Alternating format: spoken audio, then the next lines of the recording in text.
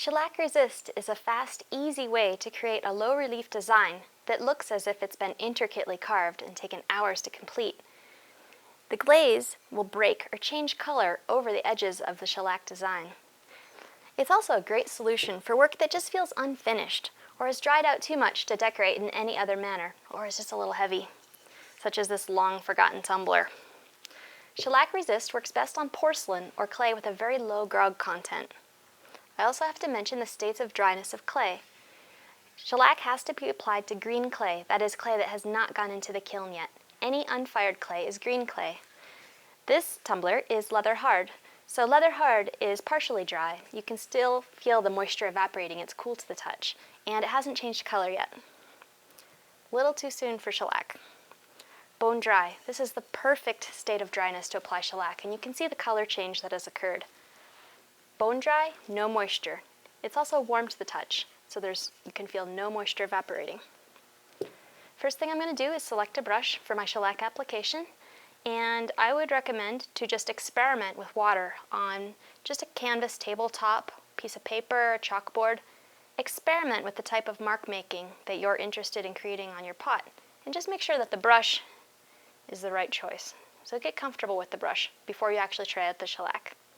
When you've found a brush to your liking, we're ready for the shellac. Now this shellac you'd find it in the wood finishing section of a hardware store, and it's actually an organic material made from the secretions of an insect. So now I'm just going to take a moment to apply the shellac to my bone dry pot.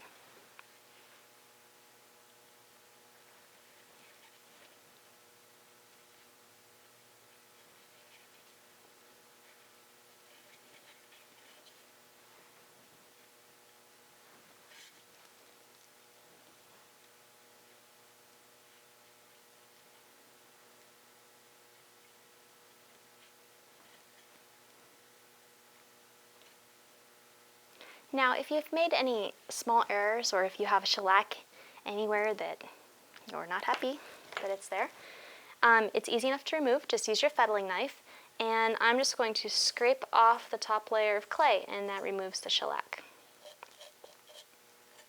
So I can tighten up the edges, I can add some small bits of detail.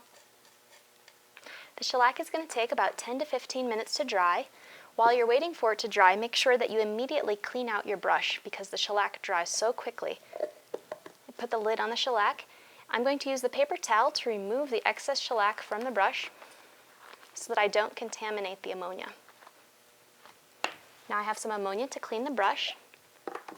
Give it a swirl in the ammonia, and then immediately cap the ammonia. It's very stinky.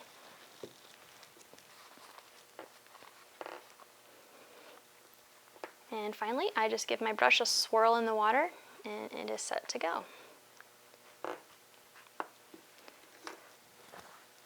My shellac is ready to sponge when it is no longer tacky to the touch. I have a large container of clean water and a large sponge, and I'm going to apply water and rub in small circles, and I really want to work in one small area at a time. I don't want to douse the entire pot with water because, again, it is bone dry and it's very sensitive to moisture. I don't want to cause cracking problems. So I'm using the water in one small area. And I frequently clean the sponge to clear the clay out of the sponge. And at this point, you'd see the real benefit of having clay with a very low grog content, because the grog, you'd see these little grits in the clay rays. Grog is added to your clay. It's ground up fired clay, and it's added to clay to increase the strength and to reduce the shrinkage. Now what's happening here is that the shellac is protecting the design, and the sponge is removing the clay. So the more sponging I do, the thinner the clay becomes, the lighter my piece becomes, and the more obvious this raised design.